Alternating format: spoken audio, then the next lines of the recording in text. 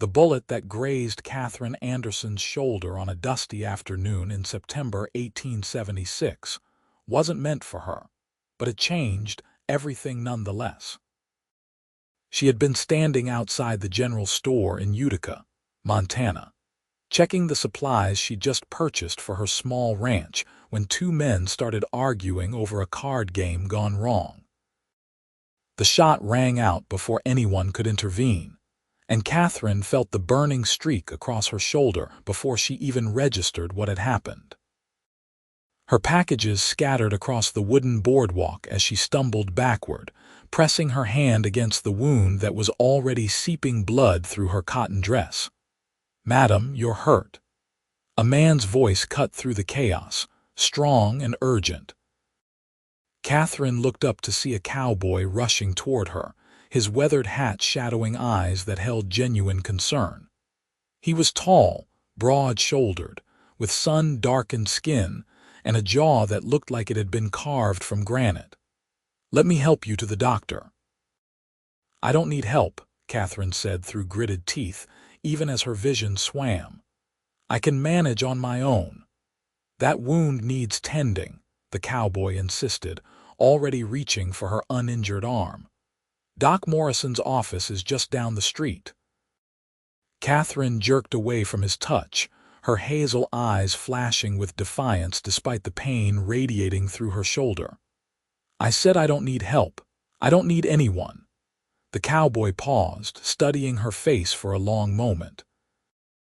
Around them, the sheriff had appeared to deal with the shooter, and townspeople were gathering to gossip about the incident. But this man seemed focused entirely on her, as if the rest of the world had faded away. When he spoke again, his voice was softer, almost gentle. "Then let me be your want." Katherine blinked, startled by the unexpected poetry in his words. She opened her mouth to deliver another sharp retort, but the world tilted suddenly, and she felt herself falling. Strong arms caught her before she hit the ground, and the last thing she saw before darkness claimed her was the cowboy's face above hers, lined with worry. When Katherine woke, she was lying on a narrow bed in what she recognized as Doc Morrison's back room. The older physician was finishing wrapping clean bandages around her shoulder, and sitting in a chair by the door was the cowboy, his hat now resting on his knee, revealing dark brown hair that curled slightly at the ends.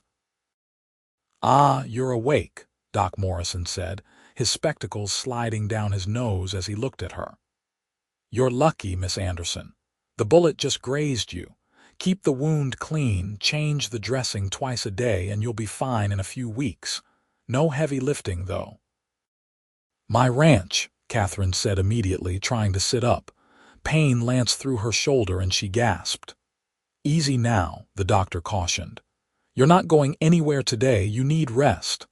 "I have cattle to tend, fences to repair, hay to bring in before winter," Katherine protested. "I can't just lie here."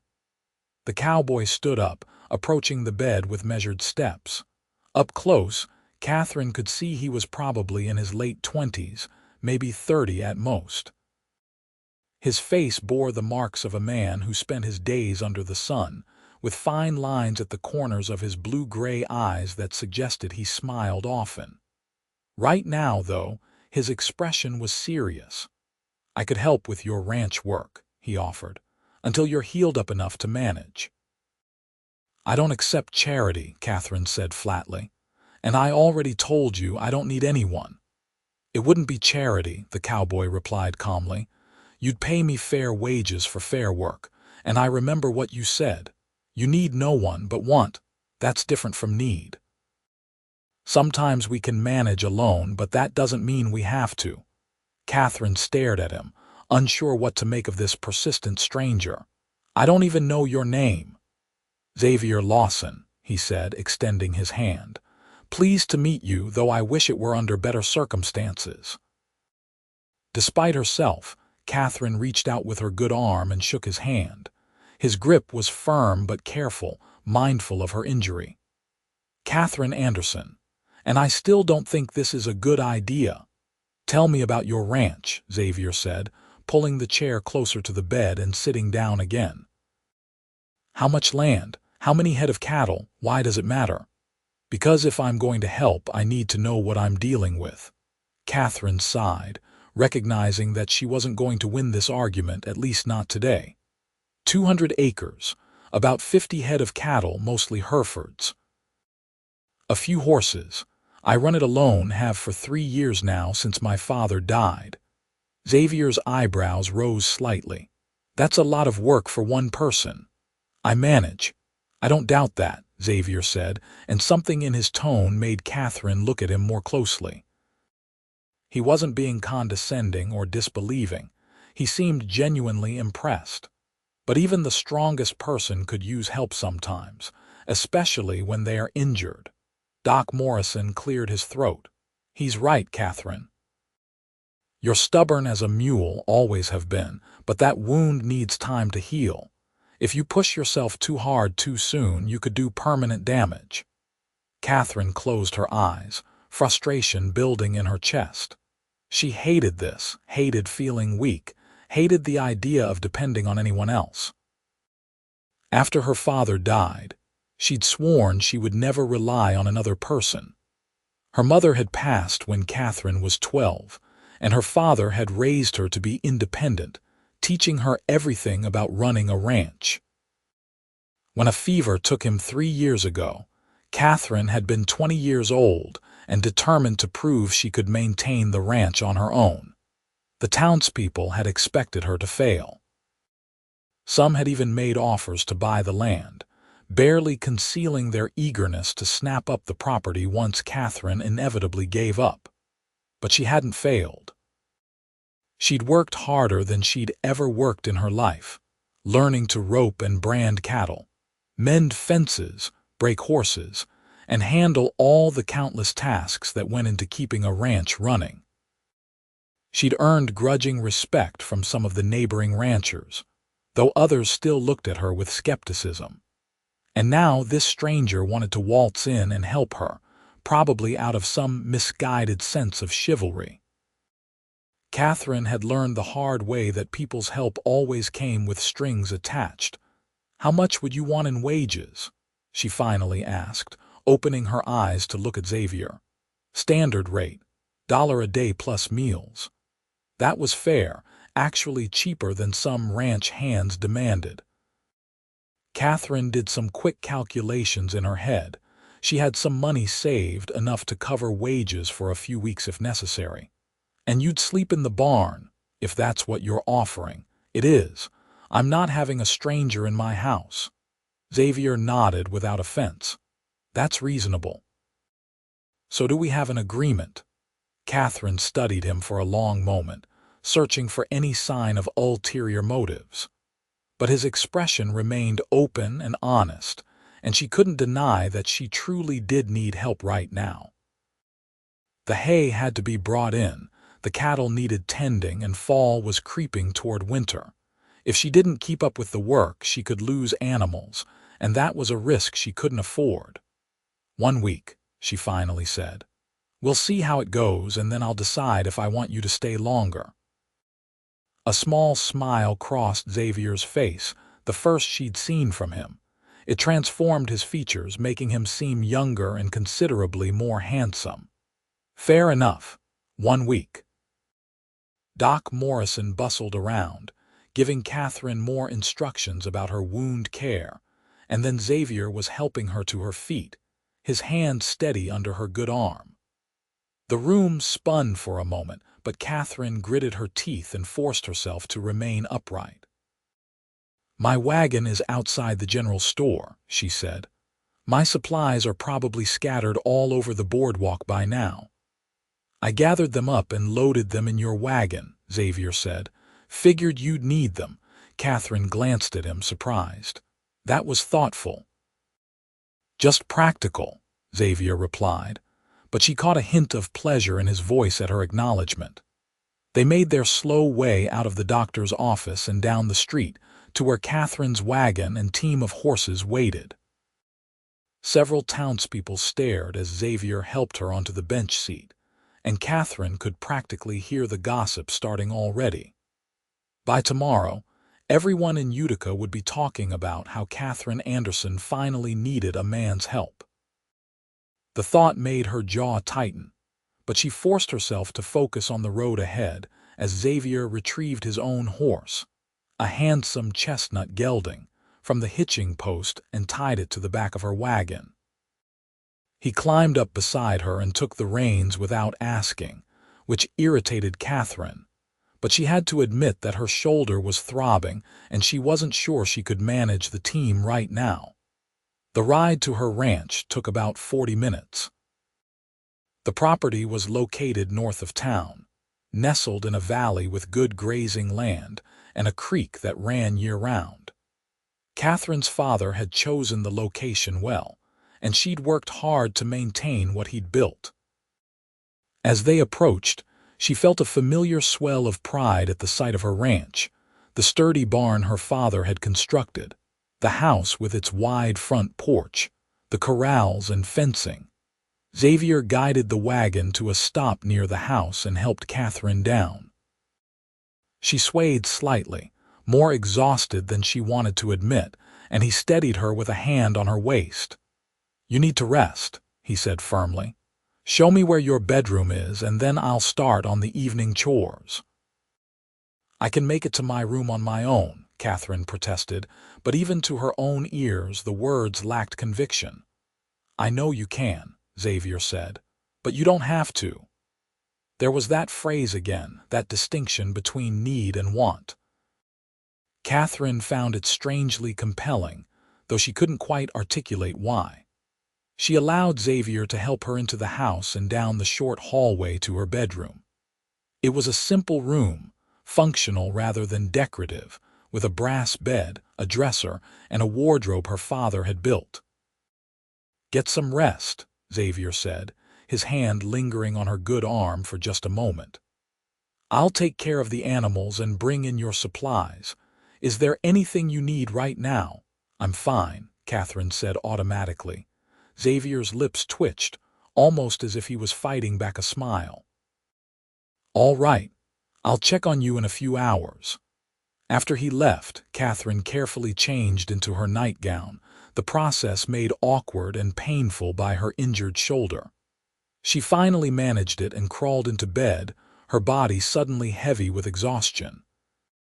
The events of the day caught up with her all at once, and she fell asleep almost immediately. When she woke, the room was darker, evening shadows stretching across the floor. Katherine could hear sounds from outside, the lowing of cattle, the whinny of a horse. She sat up slowly, testing her shoulder. It hurt, but not as badly as before, and her head felt clearer. She made her way to the kitchen and found that Xavier had brought in all her supplies and put them away, apparently figuring out her organizational system. There was also a pot of stew on the stove, still warm, and fresh coffee in the pot. Katherine ladled herself a bowl of stew and sat at the kitchen table, eating slowly while she processed the strangeness of having someone else on her property, caring for her animals, cooking in her kitchen.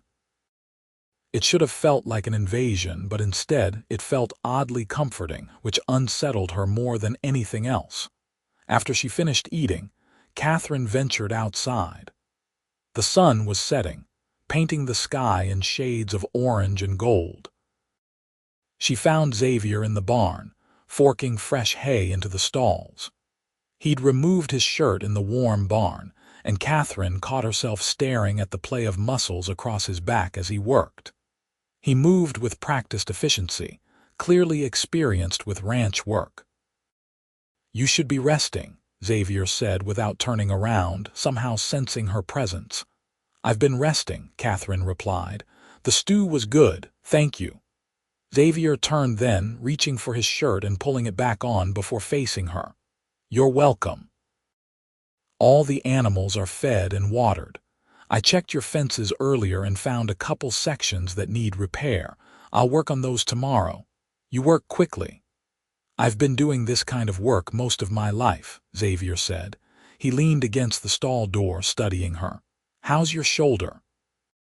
Sore, but better. You should change the dressing before bed. I can help if you need it. Katherine shook her head quickly. I can manage, all right. Xavier didn't push, which Katherine appreciated. I set up a bedroll in the tack room. That acceptable? That's fine. Katherine hesitated, then added, Where are you from, Mr. Lawson? What brought you to Utica? Xavier, he corrected gently. If we're going to be working together, no need for formalities. I'm from Wyoming originally.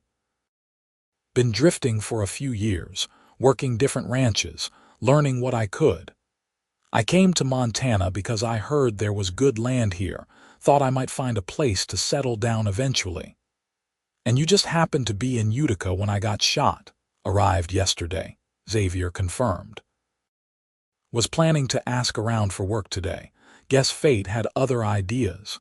Katherine didn't believe in fate, but she didn't say so. Instead, she asked, Why were you so insistent on helping me? You don't know me.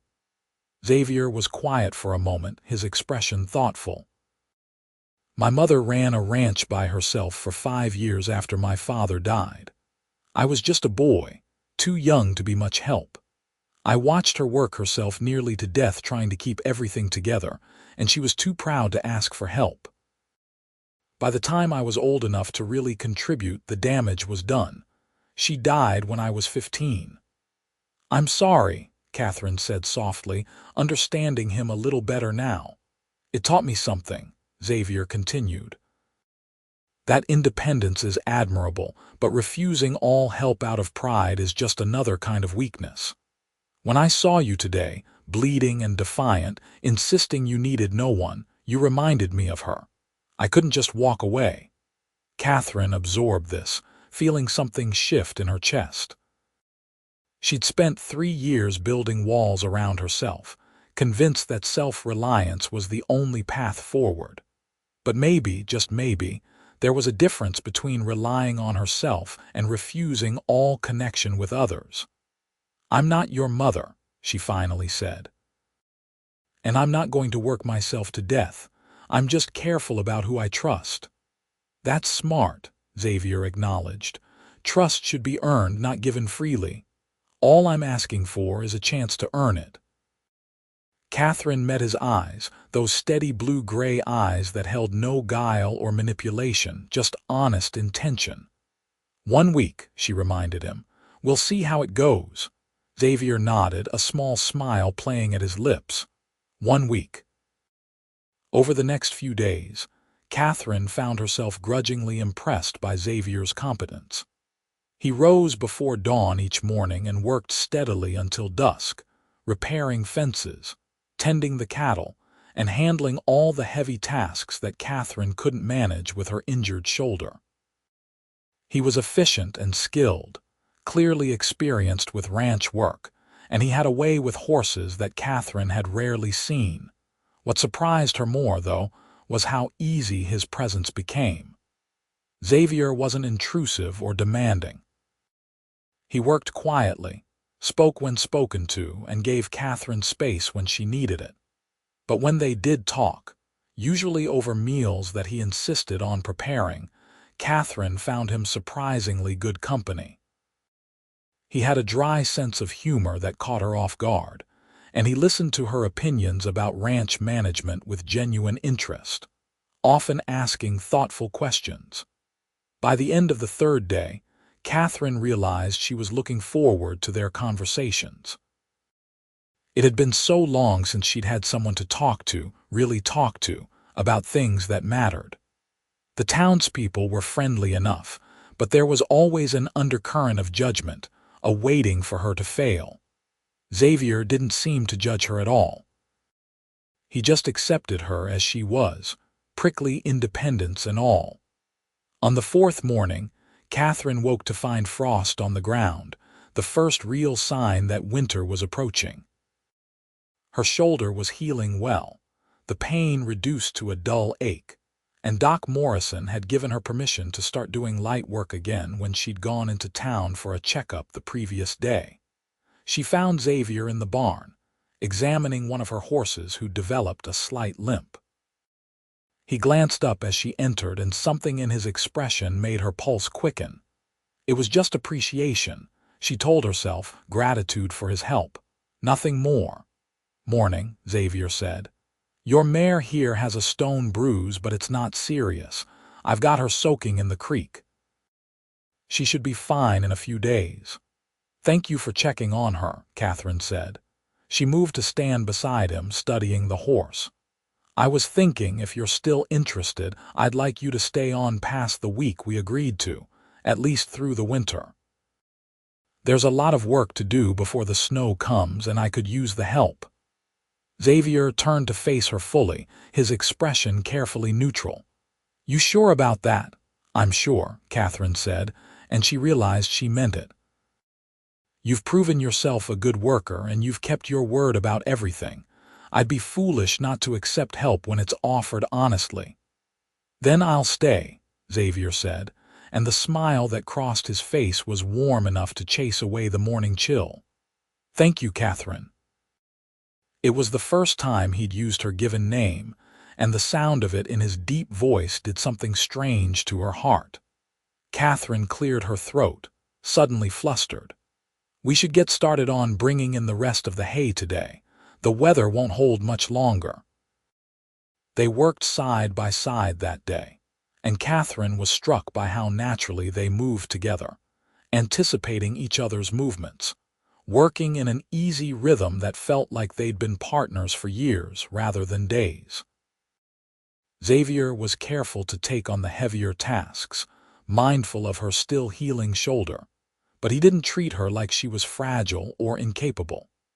He treated her like an equal partner, and Katherine found herself relaxing around him in ways she hadn't with anyone since her father died.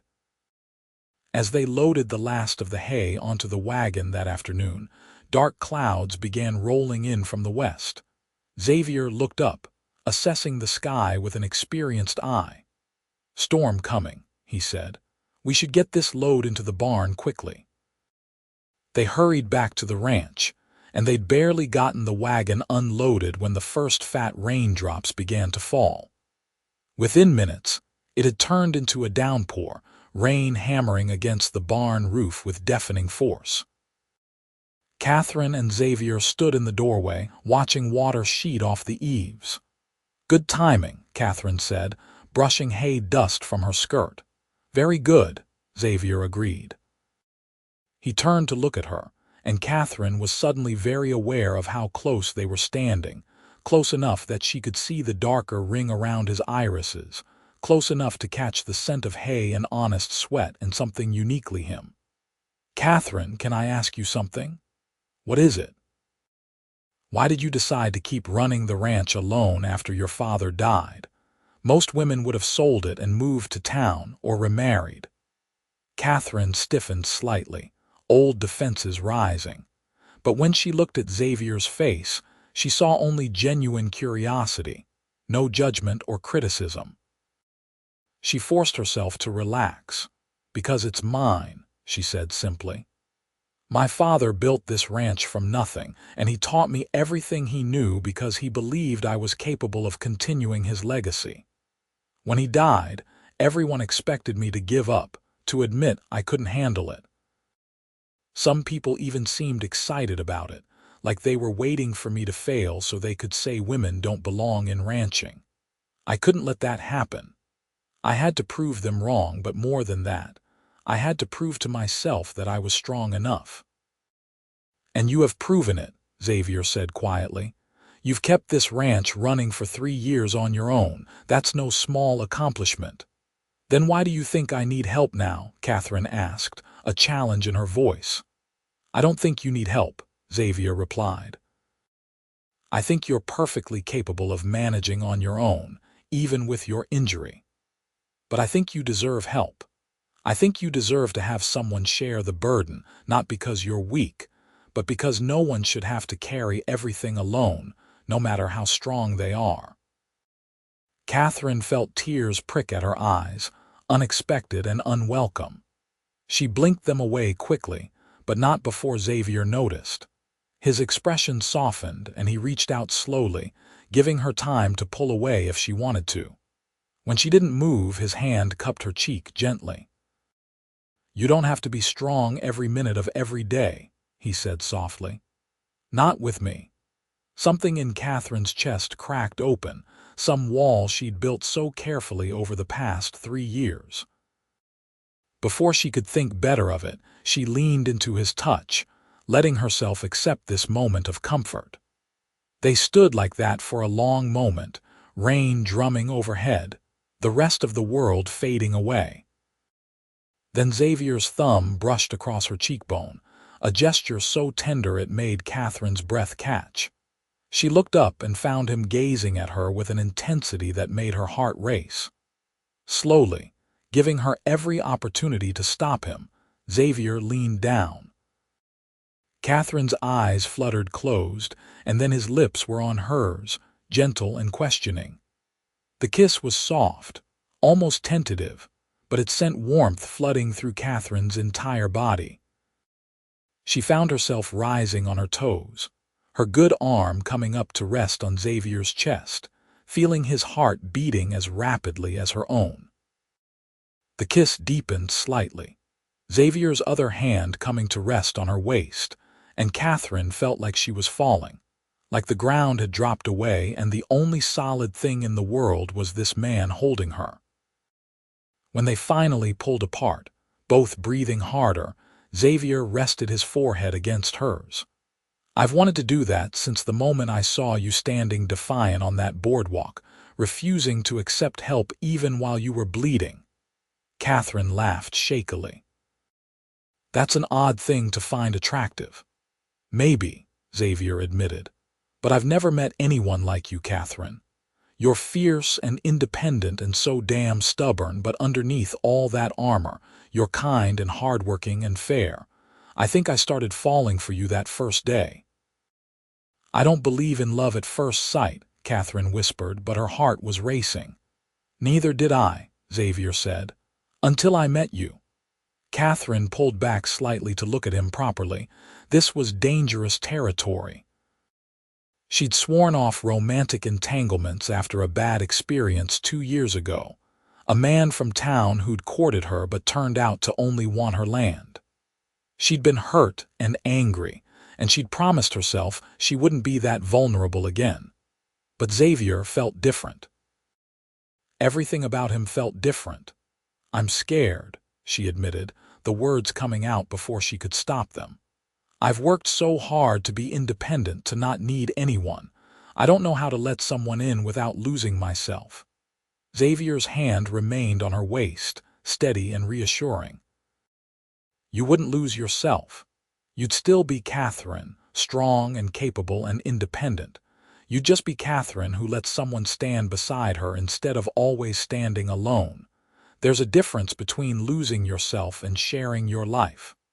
Katherine wanted to believe him. God, how she wanted to believe him. But fear held her back, fear of being hurt, fear of being wrong about him, fear of the vulnerability that came with opening her heart. "I need time," she said finally. "I need to think about this." "Take all the time you need," Xavier said immediately. "I'm not going anywhere. I'll be right here, working beside you for as long as you'll have me. Whether that's as your hired hand or something more, that's your choice." The fact that he didn't push, that he gave her space to decide, made Katherine's heart soften toward him even more. She nodded, stepping back, and Xavier let her go without protest. The rain continued for 2 more days, keeping them largely confined to working in the barn and around the buildings. The weather made for close quarters, and Katherine found herself hyper-aware of Xavier's presence, of every casual touch when they worked side by side, of the way his eyes followed her when he thought she wasn't looking. She spent those rainy days thinking about what he'd said, about the difference between needing someone and wanting them, between losing yourself and sharing your life. Katherine had been so focused on independence that she'd equated it with isolation, thinking she had to do everything alone to prove her strength. But watching Xavier work, Seeing how he respected her opinions and deferred to her judgment on ranch decisions while still offering his own expertise, she began to understand that partnership didn't have to mean surrender. On the third morning, Katherine woke to clear skies and a world washed clean by the rain. She dressed and went outside to find Xavier already at work, mucking out the stalls. He looked up when she entered the barn, and the warmth in his eyes made her decision solidify. "Xavier," she said. "Can we talk?" He set aside his pitchfork immediately. "Of course." Katherine took a breath, gathering her courage. "I've been thinking about what you said about want versus need. You're right that I don't need anyone to run this ranch, but I'm starting to realize that I do want someone. Specifically, I want you, not just as a hired hand but as a partner, in the ranch and in my life." Xavier's face transformed with joy, but he remained still, letting her finish. "I'm still scared," Katherine continued. "I've been alone for so long and I've been hurt before. But I think you're worth the risk. If you still want to be more than just my employee, then I'm willing to try." Xavier closed the distance between them in 3 long strides, his hands cupping her face as he kissed her with a passion that stole her breath. This kiss was different from their first, deeper and more certain, a promise and a question answered all at once. Katherine wrapped her arms around his neck, her injured shoulder protesting slightly, but she didn't care. All that mattered was the feel of Xavier against her, solid and real and here. When they finally broke apart, both breathing hard, Xavier kept his arms around her. "I'll spend every day proving you made the right choice," he said fervently. "I swear it, Katherine. I'll work beside you, not over you. I'll respect your independence and your strength. And I'll love you with everything I have." "I'm going to hold you to that," Katherine said, but she was smiling, truly smiling in a way she hadn't in years. The next weeks passed in a blur of activity as they worked together to prepare the ranch for winter. But now everything felt different, colored by the growing affection between them. Xavier kissed her each morning when they met for breakfast, and each night before he retired to the tack room where he still slept. They held hands while walking the property lines, and Katherine found herself leaning into Xavier's strength, not out of weakness but out of trust. The townspeople noticed the change, of course. When Katherine and Xavier rode into Utica together for supplies in late October, the gossip mill went into overdrive. Some of the women looked scandalized that Katherine was courting her hired hand so openly. But Katherine found she didn't care what they thought anymore. She'd spent 3 years proving herself to people who would probably never fully accept a woman rancher. She was done living her life for their approval. At the general store, while Xavier loaded supplies into the wagon, Martha Chen, the owner's wife, approached Katherine with a knowing smile. Martha was one of the few people in town Katherine genuinely liked, a Chinese immigrant who'd faced her own share of prejudice and built a successful business anyway. "He seems like a good man," Martha said, nodding toward Xavier. "Better than that Howard fellow who courted you before." Katherine grimaced at the mention of Tom Howard, the man who tried to court her 2 years ago. "Xavier is nothing like Tom." "I can see that," Martha said warmly. "He looks at you like you hung the moon, and more importantly, he treats you like an equal. That's rare, especially out here." "It is," Katherine agreed, watching Xavier heft a 100-pound bag of flour like it weighed nothing. "Martha, can I ask you something?" "Of course." "How did you know your husband was the right one? When did you decide to trust him with your heart?" Martha's expression softened. "When I realized that being with him made me more myself, not less. A good partner doesn't diminish you or cage you. They give you room to grow and they grow alongside you. From what I've seen, your cowboy understands that." Katherine nodded slowly, feeling the truth of Martha's words settle in her chest. Xavier did make her feel more like herself. With him, She didn't have to choose between strength and softness, between independence and connection. She could be fully herself, all the contradictory pieces that made up Katherine Anderson. As if sensing her thoughts, Xavier looked up from the wagon and caught her eye. He smiled, and Katherine felt warmth bloom in her chest, spreading through her entire body. She smiled back, no longer trying to hide what she felt. By early November, the first real snow came, blanketing the ranch in white. Katherine and Xavier worked together to ensure all the animals were sheltered and fed, breaking ice on the water troughs and hauling hay to the cattle. It was hard work, made harder by the cold, but Katherine found she enjoyed it more than she had in years.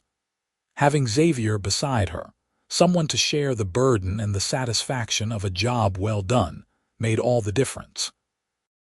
One evening, after they'd finished the day's work and were warming up in the kitchen, Xavier set down his coffee cup and cleared his throat nervously. "Katherine, there's something I want to talk to you about." Katherine felt a flutter of nerves. "What is it?" "We've been courting for over a month now," Xavier said. "And every day, I fall more in love with you. I know it's fast by some standards, but I'm 30 years old, and I've never felt about anyone the way I feel about you. I don't want to be just your hired hand or even just your beau. I want to be your husband. I want to build a life with you, a real partnership. Will you marry me?" Katherine's heart leaped into her throat. She'd known this was coming, had felt the inevitability of it in every kiss, every shared glance, every moment of perfect partnership. But hearing the actual words still took her breath away. "What about the ranch?" she asked, needing to know his intentions clearly. "I won't give up ownership or control. This is my father's legacy." "I would never ask you to," Xavier said firmly. "This is your ranch, Katherine. It always will be. I'm asking to be your partner in working it, not your boss or owner. We can draw up legal papers if you want, making it clear that the land remains in your name. I don't want your property. I want you." Katherine searched his face, looking for any sign of deception or hidden agenda, but she found only honest love and respect. This man, this wonderful man, truly saw her as an equal. He didn't want to rescue her or control her. He just wanted to stand beside her. "Yes," she said, the word coming out as barely more than a whisper. Then, louder with more certainty, "Yes, Xavier, I'll marry you." Xavier's whoop of joy echoed through the kitchen as he swept Katherine into his arms, spinning her around. She laughed, clutching his shoulders, feeling lighter than she had in years. When he set her down, he kissed her deeply, and Katherine poured all her love and trust into that kiss. They were married 3 weeks later in a small ceremony at the church in Utica. Katherine wore her mother's wedding dress, carefully preserved in tissue paper all these years, and Xavier wore his best suit. Martha Chen and her husband stood as witnesses, along with Doc Morrison and a few other townspeople Katherine had come to consider friends. It wasn't a large wedding, but it was perfect, intimate and meaningful. The reception was held at the ranch, with food and music and dancing that lasted into the evening. As Katherine waltzed with her new husband under the Montana stars, she marveled at how much her life had changed in just a few short months. She'd gone from a woman who trusted no one and needed no one to a woman who had chosen to open her heart to love and partnership. "What are you thinking?" Xavier asked, his hand warm on her waist as they swayed to the music. "I'm thinking about the day we met," Katherine admitted. "When I told you I needed no one." Xavier smiled, that gentle smile that had become so dear to her. "And I told you, then let me be your want." "You've become more than that," Katherine said softly. "You've become my partner, my equal, my love. You've become my choice, freely made, not because I need you, but because I want you in my life. That's so much more powerful than need could ever be." Xavier pulled her closer, resting his forehead against hers in that gesture that had become familiar and comforting. "I love you, Katherine Lawson." Katherine smiled at the sound of her new name, at the way it represented not a loss of identity but an expansion of it. "I love you too." That night, after the guests had left and the ranch was quiet, Xavier carried Katherine over the threshold of the house that was now officially theirs. They made love for the first time in her bedroom, the room that would now be theirs, and Katherine discovered a whole new kind of strength in vulnerability, a new kind of power in surrender. With Xavier, she could be soft without being weak, could accept care without being dependent. The winter that followed was hard, as Montana winters always were, but Katherine and Xavier faced it together. They worked side by side every day, caring for the cattle, repairing equipment, planning improvements for the ranch come spring. In the evenings, they sat by the fire, talking about their dreams for the future. Xavier wanted to expand the herd, maybe add some sheep as well. Katherine was interested in breeding horses, which had always been a passion of hers. They discussed these plans as equals, weighing the risks and benefits, making decisions together. It was everything Katherine had never known she wanted, this partnership built on mutual respect and love. Christmas came, and they celebrated quietly, just the two of them. Xavier had carved a beautiful music box for Katherine, the lid decorated with an intricate scene of the ranch. Katherine had knitted him a warm sweater and socks, practical gifts, but made with love. They exchanged these presents on Christmas morning, and Katherine felt her heart swell with contentment. In January, a blizzard struck, one of the worst Katherine could remember. For 3 days they were snowed in, unable to even reach the barn. Xavier and Katherine huddled close to the fire, wrapped in blankets, and Katherine found herself grateful beyond measure that she wasn't facing this storm alone. When the snow finally stopped and they dug their way out to check on the animals, they discovered they'd lost only 2 cattle, far fewer than Katherine had feared. "We make a good team," Xavier said as they surveyed their herd, all safe in the barn. "We do," Katherine agreed, squeezing his hand through their thick gloves. February brought a thaw, and with it, news from town. Martha Chen rode out to the ranch one afternoon with supplies and gossip. Katherine invited her in for tea, grateful for female company. "How's married life treating you?" Martha asked with a knowing smile. "Better than I ever imagined," Katherine admitted. "I was so afraid that marriage would mean losing my independence, but with Xavier, I feel more myself than ever. He challenges me and supports me, and never once has he tried to take over or make decisions without me." "That's because you chose well," Martha said, "and because you were brave enough to let someone in, even when you were scared." "I was terrified," Katherine confessed. "Part of me still is sometimes. I keep waiting for something to go wrong for him to change." "That fear may never completely go away," Martha said gently. "Love requires risk. But from what I've seen, Xavier is a man of his word. He's proven himself over and over. Maybe it's time to trust that he'll keep proving himself, not because he has to, but because that's who he is." Katherine thought about Martha's words long after she'd left. Her friend was right. Xavier had demonstrated his character consistently for months now.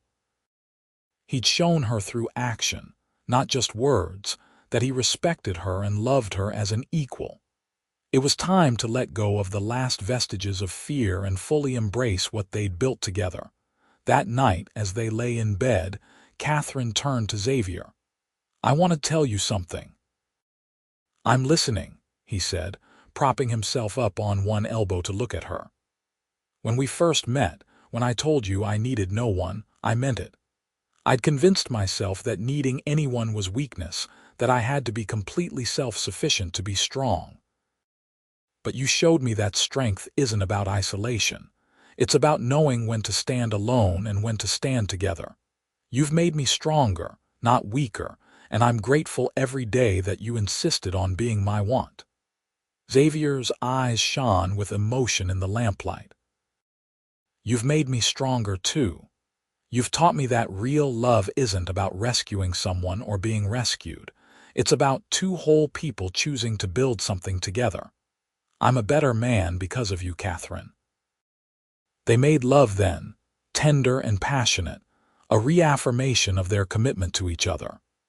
And as Katherine drifted off to sleep in Xavier's arms, she felt a peace she'd never known before, a sense of being exactly where she belonged.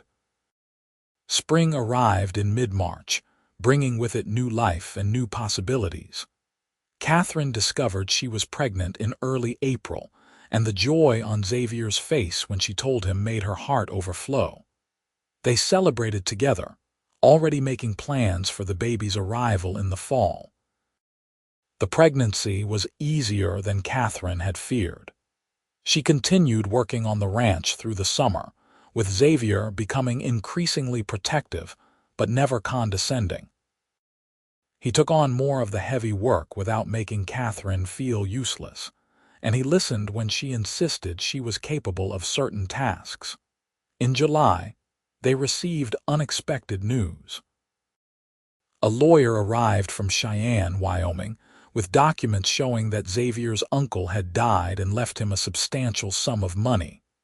Xavier was shocked, having barely known this uncle, but the inheritance was legitimate. "What do you want to do with it?" Katherine asked that evening as they discussed this windfall. "It's ours to decide together," Xavier said. "What do you think?" They spent weeks discussing options. They could expand the ranch significantly, buy more land and cattle. They could invest in new equipment. They could even build a larger house. In the end, they decided to do a bit of everything, carefully planning improvements that would make the ranch more profitable and their lives more comfortable without losing the essence of what Katherine's father had built. By late August, construction had begun on an addition to the house, extra bedrooms for the growing family they hoped to have. They'd also purchased an adjoining property, adding another 100 acres to their spread. Xavier hired 2 additional ranch hands, local men who needed work, and suddenly the ranch was bustling with activity. Katherine loved watching it all come together, seeing the vision she and Xavier shared taking shape. This was what partnership meant, building something together that neither could have built alone. In October, with the first dusting of snow on the ground, Katherine went into labor. Doc Morrison came to the ranch, and Martha Chen arrived to help. Xavier paced nervously outside the bedroom for hours while Katherine labored, and when the baby's cry finally split the air, he burst into the room. "It's a boy," Doc Morrison announced with a smile, handing the cleaned and wrapped infant to Katherine. Xavier approached the bed slowly as if in a trance, his eyes fixed on the tiny person in Katherine's arms. When Katherine pulled back the blanket so he could see their son's face, Xavier's expression transformed into pure wonder. "He's perfect," Xavier whispered. "Absolutely perfect." "We need a name," Katherine said, exhausted but exhilarated. They discussed names for months but hadn't been able to agree on one. Now, looking at their son, Xavier said, "What about James? After your father?" Tears sprang to Katherine's eyes. She'd hoped Xavier might suggest that, but hadn't wanted to ask. "James Lawson. It's perfect." Over the next weeks, Katherine and Xavier adjusted to life as parents. It was exhausting and overwhelming and absolutely wonderful. Xavier was a natural father, patient and gentle with little James, waking for night feedings without complaint and changing diapers without hesitation. Katherine fell even more deeply in love with him, seeing this new dimension of the man she'd married. Christmas that year was particularly special, James's first holiday. They decorated the house with pine boughs and lit candles in every window.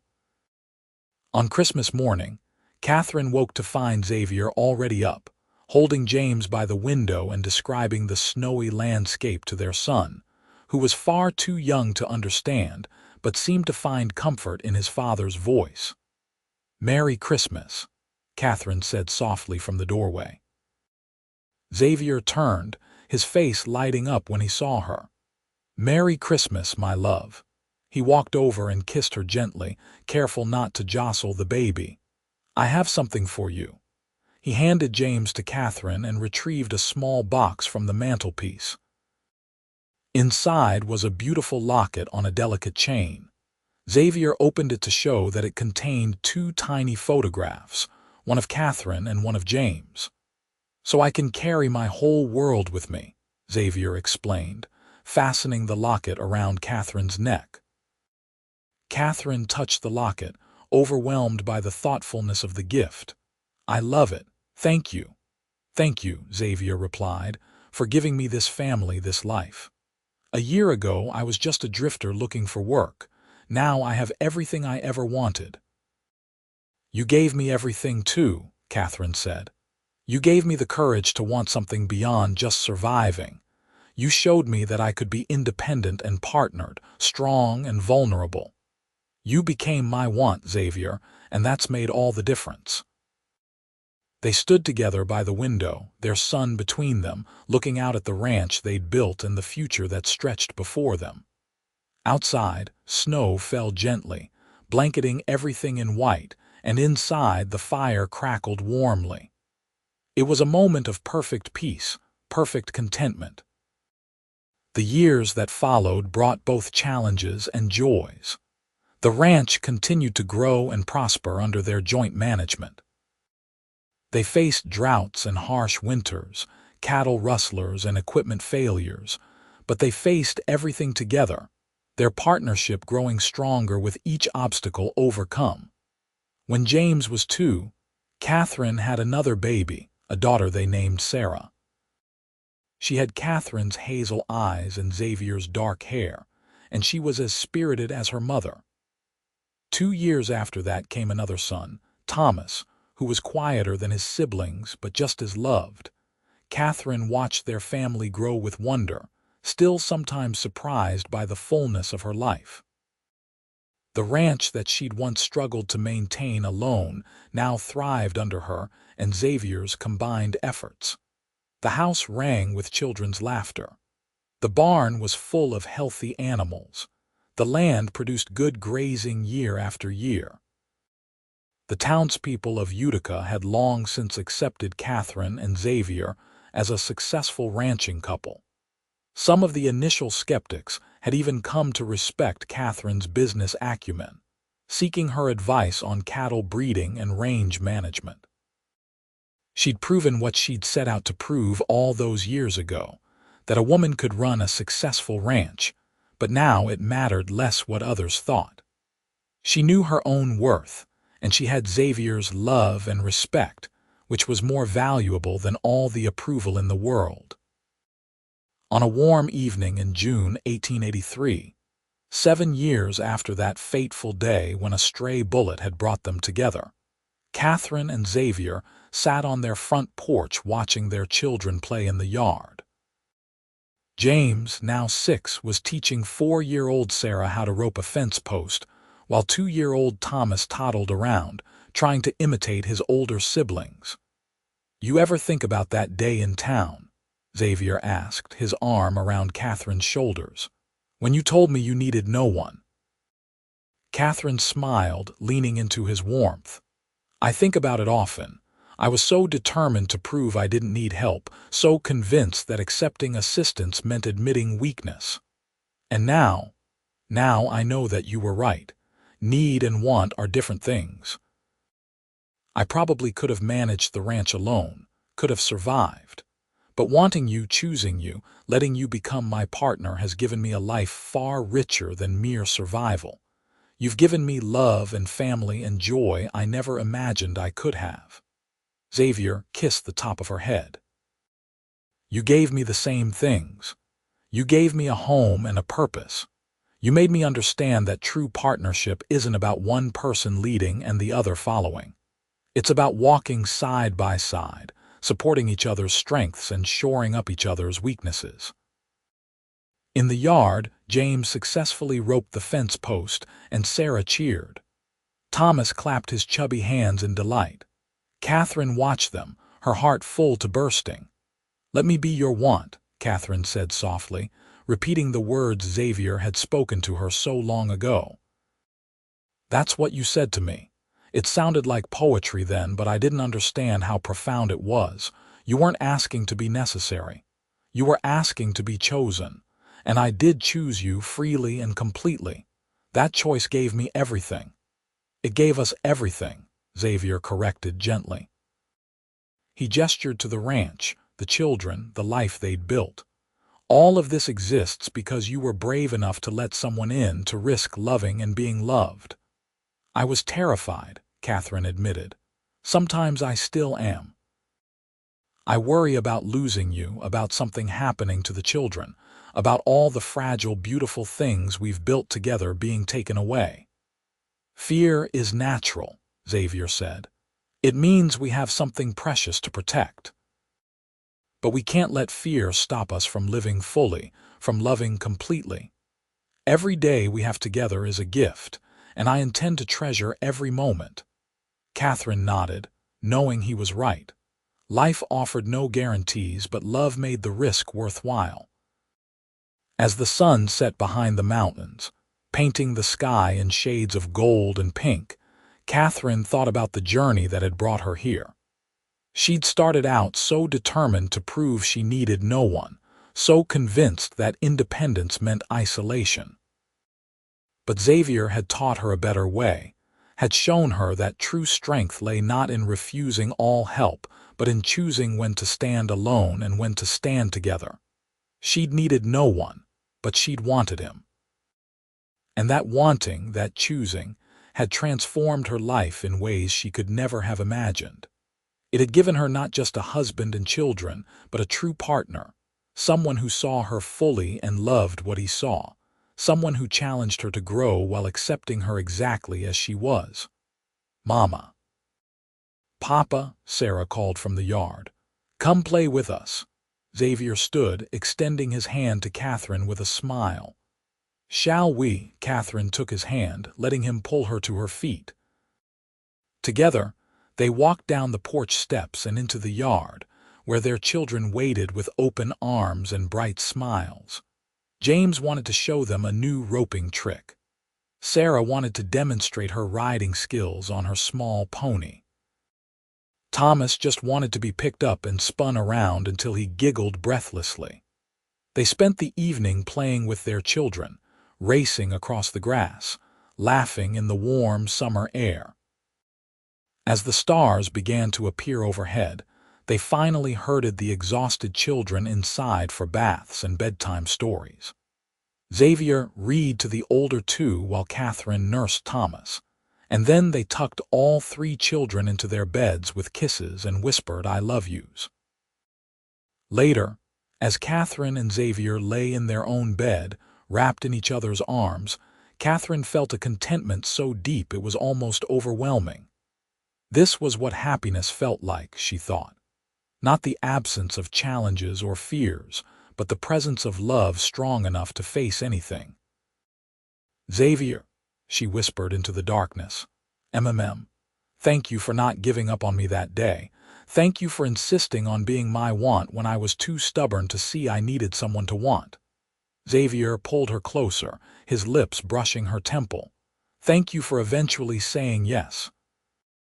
For taking a chance on a persistent cowboy who fell in love with your fierce independence and wanted nothing more than to stand beside you while you conquered the world." Katherine smiled against his chest. "We conquered it together." "We did," Xavier agreed. "And we'll keep doing it, for all the years we have left, together."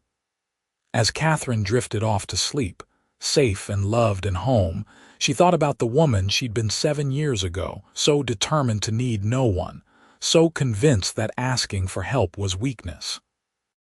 That woman had been strong, but she'd been lonely, carrying the weight of the world on her shoulders because she thought she had to.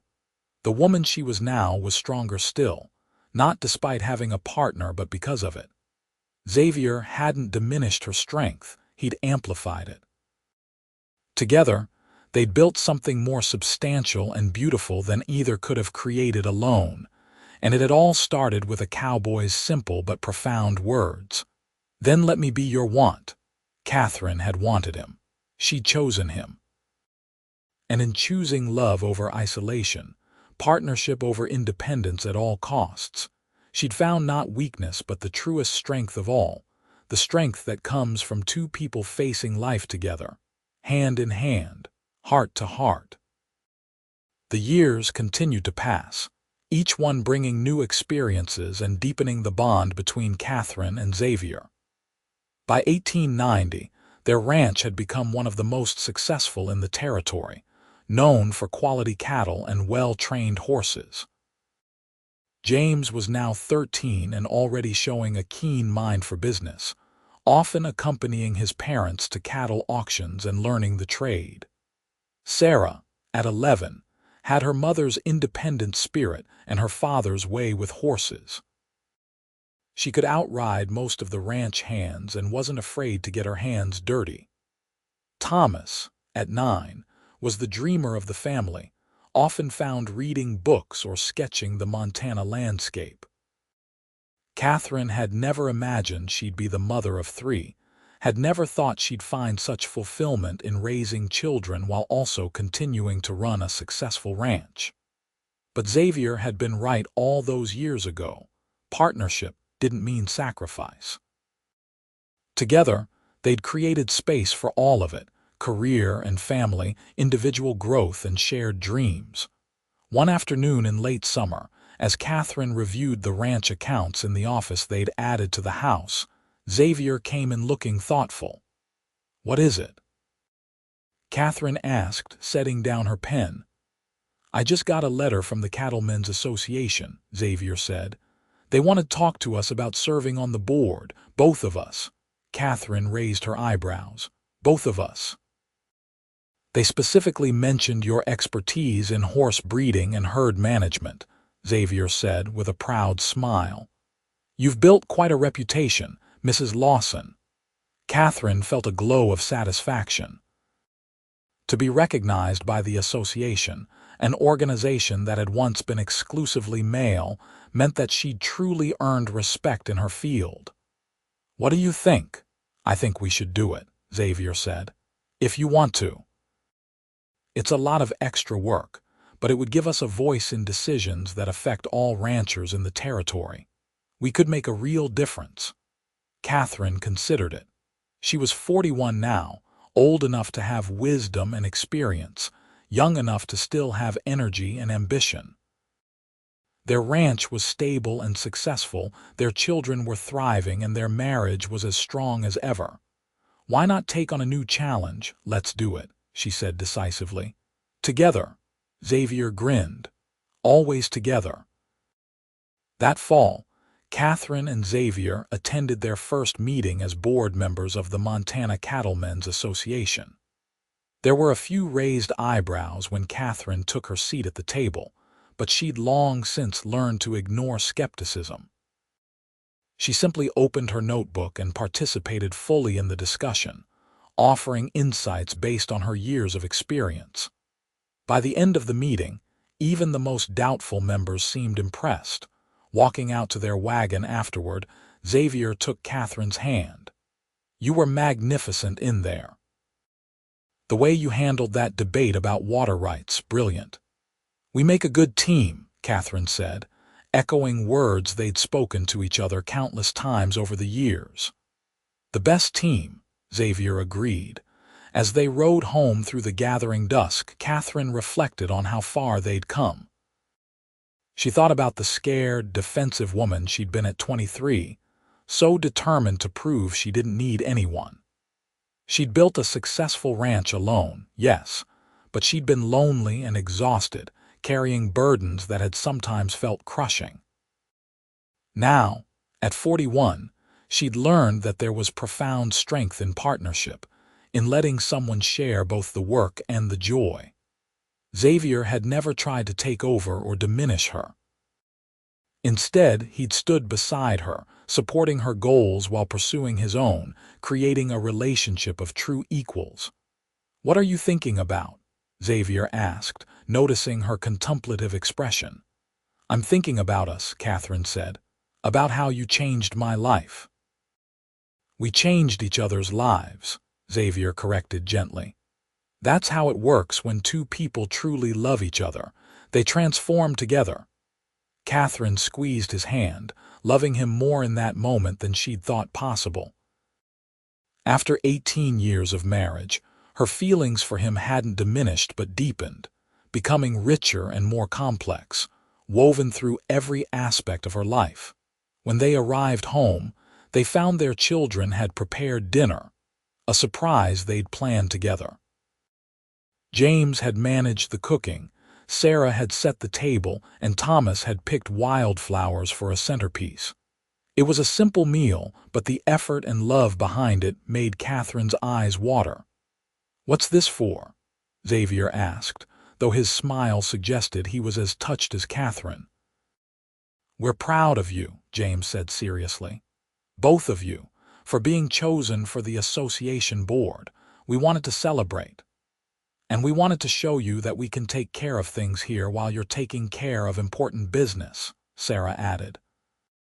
Katherine looked at her children, these remarkable young people she and Xavier had raised, and felt her heart might burst with love and pride. They'd instilled in their children the same values of hard work, respect, and partnership that defined their marriage.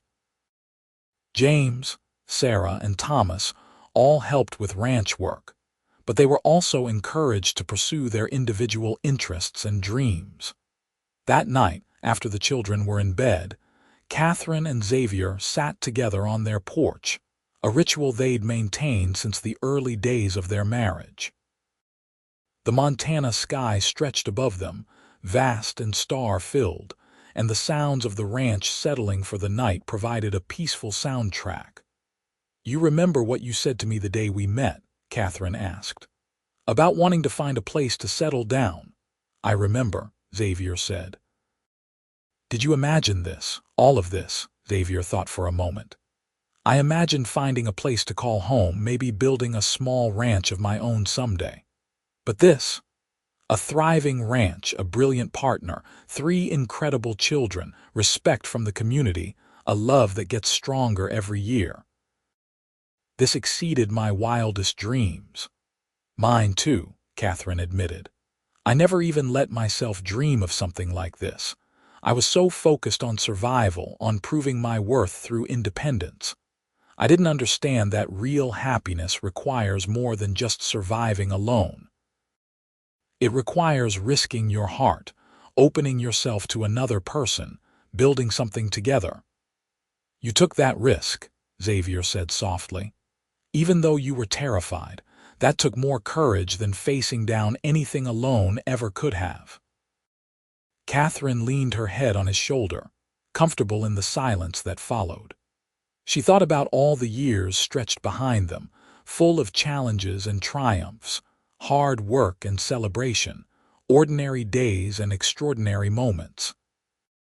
And she thought about the years still ahead, however many they might have, ready to be filled with more of the same.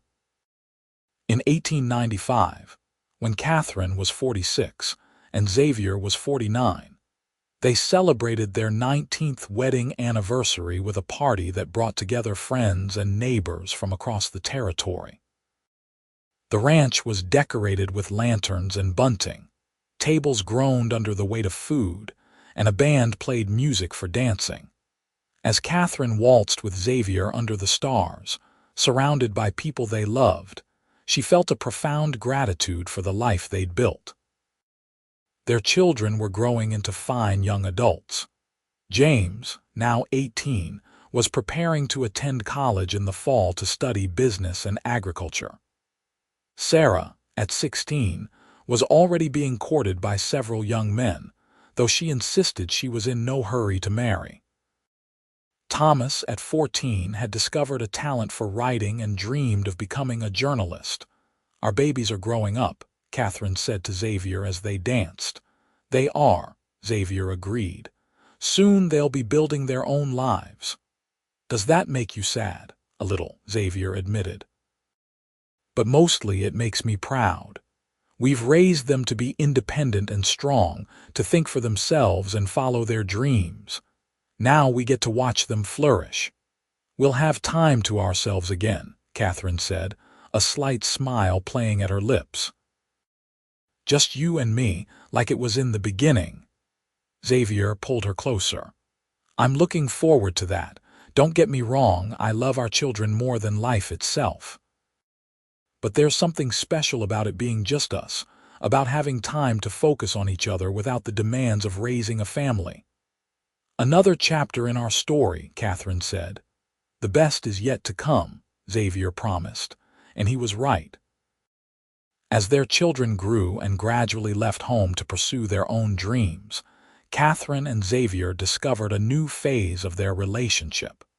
With more time and fewer responsibilities, they traveled together, visiting places they'd always wanted to see. They attended cattlemen's conventions across the West, combining business with pleasure. They worked on new projects at the ranch, always innovating and improving. James went to college, graduated with honors, and returned to Montana to start his own ranch with his wife, a schoolteacher named Alice. Sarah eventually married a neighboring rancher's son, a kind young man who respected her independence and supported her dreams. Thomas became a journalist in Denver, writing articles about life in the West. Katherine and Xavier became grandparents, a role they embraced with joy. They loved spoiling their grandchildren, teaching them to ride and rope, passing on the skills and values that had served them so well. In 1905, on their 30th wedding anniversary, Katherine and Xavier renewed their vows in a simple ceremony at the ranch. Their children and grandchildren gathered to witness as they stood before a minister and reaffirmed their commitment to each other. "I, Katherine, take you, Xavier, again and always," Katherine said, her voice strong despite the tears streaming down her face. "You showed me that independence and partnership aren't opposites but complements. You taught me that being chosen is more powerful than being needed. You've been my want, my partner, my love for 30 years, and I choose you again today, for all the years we have left." "I, Xavier, take you, Katherine, again and always," Xavier said, his own eyes wet. "You've been my strength and my inspiration, my challenge and my comfort. You trusted me with your heart when trust was the hardest thing for you to give. You built a life with me that exceeded every dream I ever had. I choose you again today, for all the years we have left." They kissed while their family applauded, and Katherine felt the same rush of love and happiness she'd felt on their wedding day 30 years before, only deeper and richer for all the years of shared experience. As the years continued to pass, Katherine and Xavier grew older but not weaker. They remained active on the ranch, though they'd hired a manager to handle the day-to-day operations. They still served on the Cattlemen's Association board, now respected elder statesmen whose opinions carried significant weight. They watched their grandchildren grow, taking pride in each achievement and milestone. They celebrated births and marriages, weathered illnesses and losses, always together, always supporting each other through whatever life brought. In 1911, at the age of 62, Katherine was invited to speak at a women's suffrage meeting in Helena. She'd become something of a legend, a woman who'd successfully run a ranch and raised a family, who'd earned respect in a male-dominated field through competence and determination. Standing before a crowd of women fighting for the right to vote, Katherine spoke from the heart. "When I was 23 years old, I told a man I just met that I needed no one," she began. "I meant it. I'd convinced myself that independence meant isolation, that asking for help was weakness. But that man who became my husband taught me something profound. He said, "Then let me be your want." Those words changed my life. She paused, looking out at the attentive faces. Women's independence doesn't mean we have to do everything alone. It means we have the right to make our own choices, to be treated as equals, to pursue our dreams without being constrained by outdated ideas about our capabilities. I ran a ranch alone for 3 years, and I proved I could do it. But I built an empire with my husband as my partner, and that was infinitely more satisfying. The suffrage movement isn't about women being better than men or not needing men. It's about equality, about being recognized as full human beings with our own agency and rights. It's about having the freedom to choose our own paths, whether that's running a business, raising a family, or both. It's about being seen as individuals, not as property or accessories to men. The crowd erupted in applause, and Katherine felt a sense of satisfaction. She'd lived her principles, had shown through example that women could be both independent and partnered, strong and vulnerable, professional and personal. Xavier, sitting in the audience, watched his wife with pride and love. She'd come so far from the wounded, defensive woman he'd met 35 years ago. She'd become a force of nature, changing not just her own life but influencing countless others. As they rode home from Helena, Katherine reached over and took Xavier's hand. "Thank you for coming with me today." "I wouldn't have missed it," Xavier said. "You were magnificent as always." "I meant what I said in that speech," Katherine said, "about how partnership made everything better. You've been the best partner I could have asked for, Xavier. You've supported every dream I've had, challenged me when I needed it, comforted me when I struggled. You've been exactly what you promised to be all those years ago, my want, freely chosen and deeply loved." "And you've been mine," Xavier replied. "My equal, my inspiration, my home. Everything good in my life started the day you finally said yes to me." They spent their later years in quiet contentment, surrounded by family, respected in their community, secure in their love for each other. They faced the challenges of aging together, supporting each other through aches and pains, through the loss of friends and contemporaries, through the changes that time inevitably brought. On a warm summer evening in 1920, 44 years after they'd first met, Katherine and Xavier sat on their porch watching the sunset. They were both 71 now, their hair silver, their faces lined with decades of laughter and love. Their hands, weathered by years of ranch work, were clasped together between them. "I've been thinking," Katherine said softly, "about that day in town when I got shot. What if you hadn't been there? What if you'd arrived in Utica a day later or a day earlier? We might never have met." "But I was there," Xavier said, "and we did meet, and you eventually let me be your want.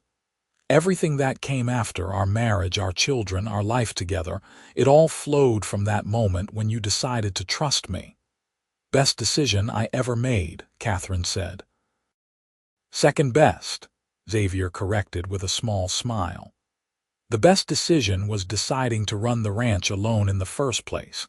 That's what made you the woman I fell in love with, strong and capable and fiercely independent. If you hadn't been that woman, we wouldn't have built what we built together." Katherine looked at him, this man who'd shared her life for more than 4 decades, who knew her better than anyone else ever had or would, who'd loved her through every phase and challenge. "I love you, Xavier Lawson.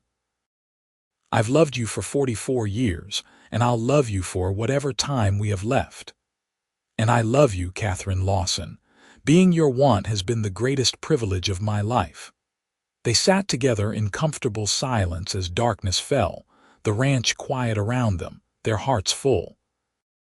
And when they finally went inside and climbed into their bed, They fell asleep wrapped in each other's arms, just as they had for thousands of nights before, secure in the knowledge that they'd built something lasting and beautiful, a love that had withstood every test. Katherine Anderson, the woman who'd needed no one, had found in Xavier Lawson a partner worth wanting.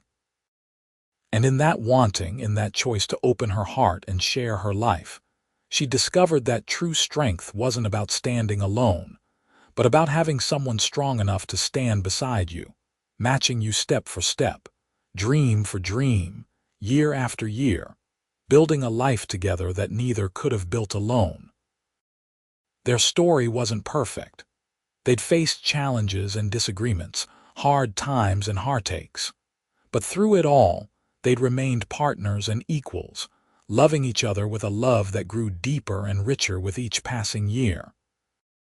They'd raised a family, built a legacy, and changed their corner of the world for the better, and it had all begun with a cowboy's simple words, "Then let me be your want."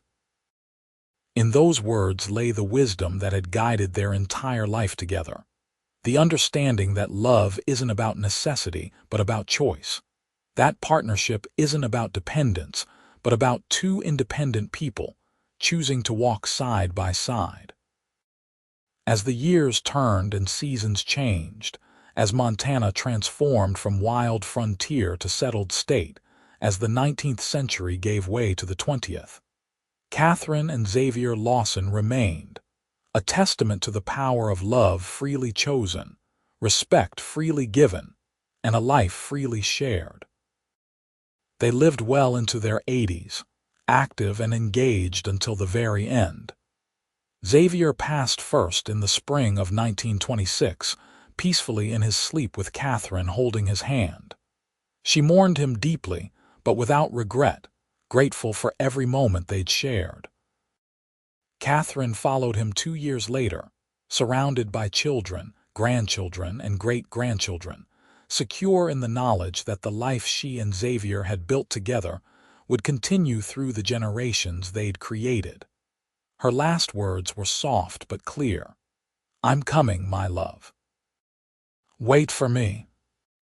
The ranch they'd built together remained in the family, passed down through the generations, a lasting legacy of what two people could create when they worked together as equals, loved each other as partners, and understood that true strength lay not in isolation, but in choosing to let someone be your want.